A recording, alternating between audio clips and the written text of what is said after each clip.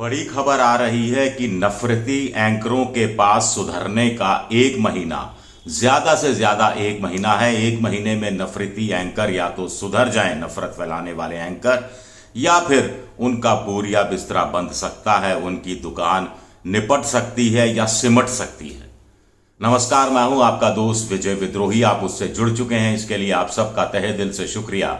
और अगले 6-7 मिनट तक मैं आपसे जुड़े रहने की कोशिश करूंगा।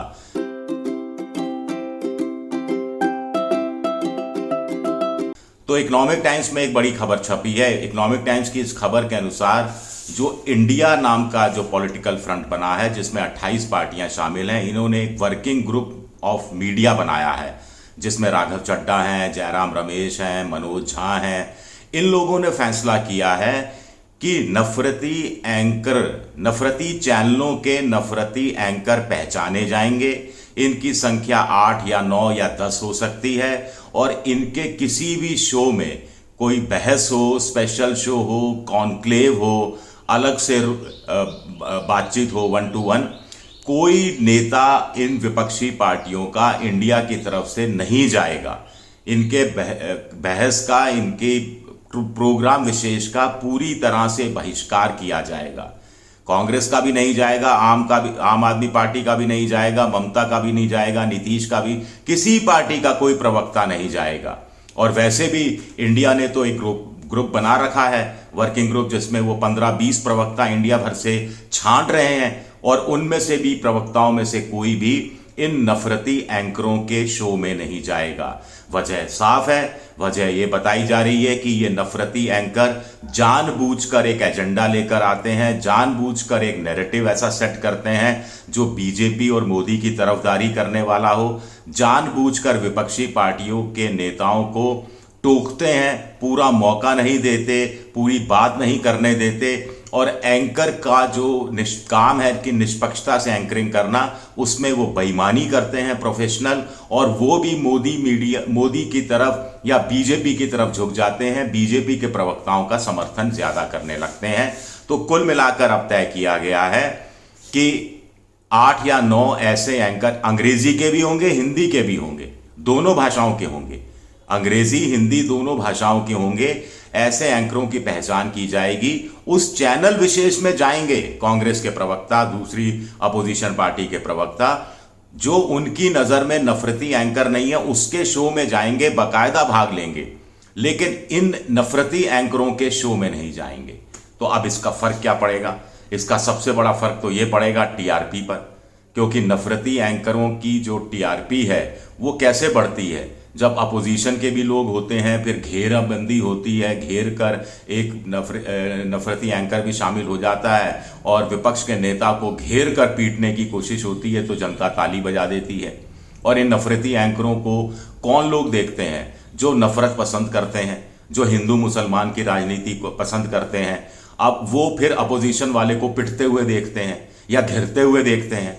अब उसमें अपोजिशन का होगा ही नहीं, तो कांग्रेस के, संघ के, या माफ कीजिएगा, बीजेपी के, संघ के और एनडीए के समर्थक आपस में क्या बहस करेंगे? किस मुद्दे पर बहस करेंगे? मान लीजिए सनातन धर्म पर बहस करनी है किसी नफरती एंकर को, और उसमें अगर अपोजिशन का कोई शख्स होगा ही नहीं, तो बीजेपी के लोग गाली देते रहेंगे, गाली देते रहेंगे, गाली देते रहेंगे, थक जाएंगे, उधर से कोई जवाब देने वाला ही नहीं होगा। और उसी नफरती चैनल का एक दूसरा शो होगा जिसमें कोई और विषय होगा, जिसमें कांग्रेस के लोग भी शामिल होंगे, बीजेपी के लोग भी शामिल होंगे। तो इनकी दुकान पर तो फर्क पड़ेगा, इनकी टीआरपी कम हो जाएगी नफरती एंकरों की, स्पेशल प्रोग्राम विशेष की, क्योंकि चैनल विशेष की टीआरपी भी देखी जाती है, उसमें फिर प्रोग्राम विशेष की टीआरपी देखी जाती है।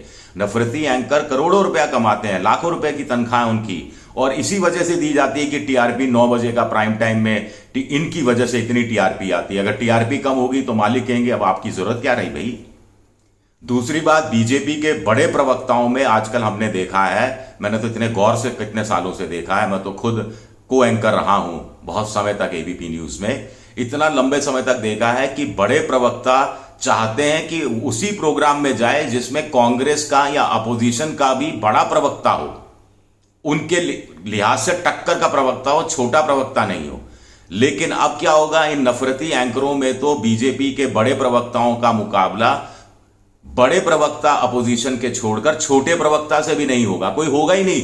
तो किस पर तलवार चलाएंगे? हवा में ही तलवार घुमाते रहेंगे, या मोदी जी जैसे हवा में ही खाली जगह में भी गुफा के अंदर खड़े होकर भी हाथ हिला देते हैं, ऐसे हाथ हिलाकर आ जाएंगे? सबसे बड़ा सवाल ये उठता है। दूसरा एक बड़ा सवाल उठता है कि टीआरपी का मैंने आपके कह ही दिया कि टीआरपी पर असर होगा, और फिर इसके अलावा कुछ और सवाल उठते हैं। इसमें मैंने कुछ नोट्स बनाए थे कि अब नफरती एंकरों पर दबाव बनेगा, क्योंकि ये कहा है कांग्रेस की तरफ से या इंडिया की तरफ से कि 1 महीने के अंदर ये इस बात पर क्रियान्वित हो जाएगी। 1 महीने में हम 8-9 नफरती एंकरों की पहचान कर लेंगे और उनके शो का टोटल बायकॉट होगा। और ये कब तक होगा? 1-2 दिन नहीं, अगले लोकसभा चुनाव तक, पूरे विधानसभा चुनाव, फिर अगले लोकसभा चुनाव। तो कितना घटनाक्रम वाला, घटना प्रधान पूरे 8-10 महीने रहने वाले हैं, और घटना प्रधान 8-10 महीने के दौरान नफरती एंकरों में अपोजिशन का कोई बंदा ही नहीं होगा तो क्या होगा? अब आप कहेंगे नफरती एंकर इसका रास्ता निकाल लेंगे। हम भी एबीपी न्यूज में जब थे और बीजेपी के प्रवक्ताओं ने आना बंद कर दिया था तो हम संघ समर्थकों को बुला लेते थे। फिर बीजेपी ने क्या किया, संघ समर्थकों पर भी दबाव डाला कि वो एबीपी न्यूज में नहीं जाएं, तो हमने फिर बीजेपी समर्थकों को बुलाना शुरू कर दिया। किसी को भी बैठा देते थे चैनल पर जो बीजेपी की विचारधारा से प्रेरित होता था। तो ये कहा जा सकता है कि नफरती एंकर भी किसी को बैठा देंगे ऐसे, लेकिन उसमें मजा नहीं आएगा, वो आधिकारिक रूप से कुछ नहीं बोल पाएगा। मान लीजिए बीजेपी और कांग्रेस के बीच किसी एक बड़े मुद्दे पर बहस हो रही है और कांग्रेस का कोई अधिकृत प्रवक्ता नहीं है, कोई बड़ा शख्स नहीं है, और कोई भी कांग्रेस की विचारधारा का समर्थक कोई बैठा लिया, तो उससे तो बहस में बात नहीं बनेगी। और दूसरी बात है कि वो बिना किसी पूर्वाग्रह के, दुराग्रह के बैठेगा, और अगर वो छा गया तो नफरती एंकर की हालत और ज्यादा खराब हो जाएगी, उसकी टीआरपी और ज्यादा गिर जाएगी। एक और चीज देखी है कि माहौल थोड़ा बदल रहा है। स्मृति ईरानी, सुधीर चौधरी वाला आपने प्रकरण देखा, सुधीर चौधरी ने डटकर मुकाबला किया, पूछ ही लिया, कह ही दिया कि आप अगर उंगली ऐसे उठाओगे तो आप पर भी ऐसे उंगली उठेगी। अर्नब गोस्वामी ने भी एक प्रोग्राम में सुना है मणिपुर मसले पर मोदी सरकार की चुप्पी को लेकर गंभीर सवाल उठाए। और मान लीजिए कि इन विधानसभा चुनाव में जो इस साल के अंत में होने वाले हैं उसमें कांग्रेस जीत जाती है और माहौल और बदल जाता है, तो फिर क्या नफरती एंकरों को नहीं लगेगा कि बदले जाने की जरूरत है? अगर बदले नहीं तो बदल दिए जाएंगे 2024 में, अगर सरकार बदली तो।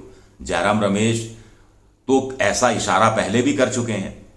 अगर इस समय मोदी मीडिया है तो 2024 में अगर कहानी पलट गई तो राहुल मीडिया नहीं होगा क्या? और फिर ऐसे समय में नफरती एंकरों का क्या होगा? नफरती एंकरों को कौन नौकरी कौन देगा? उसके बाद कौन सहारा देगा? और एक और चीज है इसके अंदर कि इंडिया को लगता है कि इस तरह से वो दबाव डालेंगे नफरती एंकरों पर, तो नफरती एंकर अपने प्रोग्राम में चीजें बदलने के लिए, सुधार लाने के लिए मजबूर हो जाएंगे।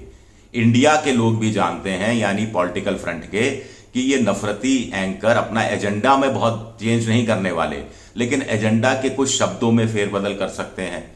अपोजिशन के लोगों को ज्यादा मौका दे सकते हैं, ज्यादा समय तक बातचीत अपना पक्ष रखने के लिए दे सकते हैं, और यही इंडिया का जो वर्किंग ग्रुप है उसका ये मकसद भी रहा होगा।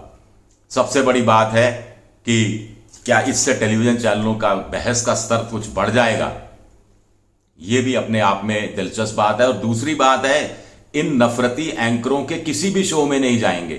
तो आमतौर पर जो चैनल होते हैं चुनाव के समय बड़ा एजेंडा के नाम से, कॉन्क्लेव के नाम से, और एक दिन भर का सेमिनार रखते हैं और उसमें अच्छी खासी कमाई होती है।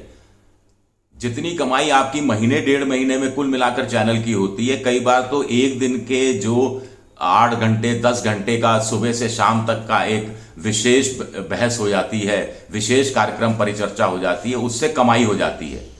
और ऐसे में पता लगा कि साहब बड़े नेता आते हैं, बड़े नेताओं को बुलाया जाता है। मान लीजिए जैसे राजस्थान में किसी ने कॉन्क्लेव किया विधानसभा चुनाव से पहले, तो वो चाहेगा कि मुख्यमंत्री हो, वो चाहेगा कि वसुंधरा राजे हो, वो चाहेगा कि सचिन पायलट हो, वो चाहेगा कि सीपी जोशी हो, वो चाहेंगे कि और कांग्रेस और बीजेपी के जो बड़े नेता हैं प्रतिपक्ष, राजेंद्र राठौड़ हो या फिर दूसरे बड़े नेता हो, डोटासरा हो। लेकिन अगर नफरती एंकर के प्रोग्राम में के स्लॉट में अशोक गहलोत ने इनकार कर दिया कि इस नफरती एंकर के सामने मैं नहीं बैठूंगा, तो नफरती एंकर की ने जो ऑरा बना रखा है वो ऑरा तो भरभरा के गिर जाएगा। समझ गए ना आप? तो मुझे लगता है कि ये जो इंडिया का ने जो पॉलिटिकल फ्रंट की जो इस वर्किंग मीडिया ग्रुप ने ये डिसीजन किया है, मुझे लगता है इसका दूरगामी असर हो सकता है। शुक्रिया मेरा ये वीडियो देखने के लिए। पसंद आए तो लाइक कीजिए, सब्सक्राइब कीजिए, शेयर कीजिए और घंटी जैसी आकृति बेल आइकन दबा दीजिए ताकि नया वीडियो आए तो तत्काल आपको जानकारी मिल जाए।